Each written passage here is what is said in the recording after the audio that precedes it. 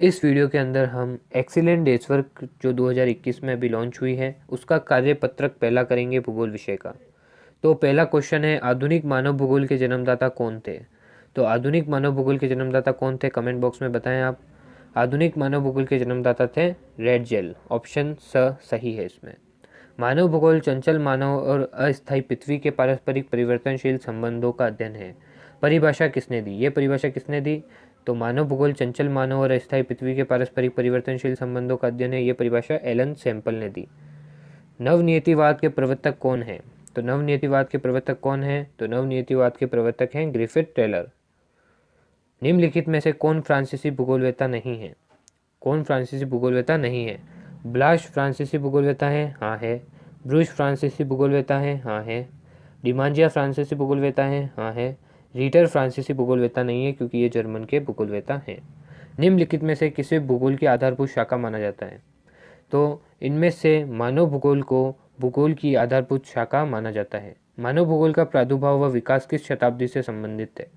तो मानव भूगोल का प्रादुर्भाव और वह विकास 18वीं शताब्दी से संबंधित है। मानव भूगोल मानव समाज और धरातल के बीच संबंधों का संश्लेषित अध्ययन है।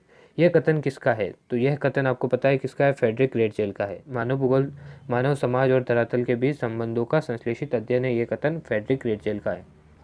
भूगोल खाली स्थान वर्णी विज्ञान है। तो भूगोल खाली स्थान वर्णी विज्ञान है, तो इसमें क्या आएगा, क्षेत्र। भूगोल क्षेत्र वर्णी विज्ञान है। भूगोल कौन सा विज्ञान है? क्षेत्र वर्णी विज्ञान है। और मानव भूगोल में खाली स्थान तथ्यों का अध्ययन किया जाता है। तो मानव भूगोल में खाली स्थान तथ्यों का अध्ययन किया जाता है, इसमें क्या आएगा, मानवीय। क्या आएगा, मानवीय। तो मानव भूगोल में मानवीय तथ्यों का अध्ययन किया जाता है। तीसरा प्रश्न है, मानव भूगोल की प्रकृति में खाली स्थान केंद्रीय बिंदु है। तो मानव भूगोल की प्रकृति में खाली स्थान केंद्रीय बिंदु है, तो वह है मानवीय क्रियाकलाप। क्या है? मानवीय क्रियाकलाप। मानवीय क्रियाकलाप क्या है? मानव भूगोल की प्रकृति में केंद्र बिंदु है।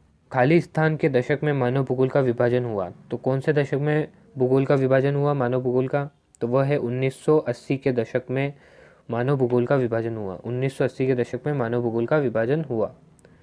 लास्ट क्वेश्चन, खाली स्थान के बाद मानव भूगोल में अनेक दार्शनिक विचारधाराओं का प्रभुत्व रहा। किसके बाद से रहा मानव भूगोल में अनेक दार्शनिक विचारधाराओं का प्रभुत्व?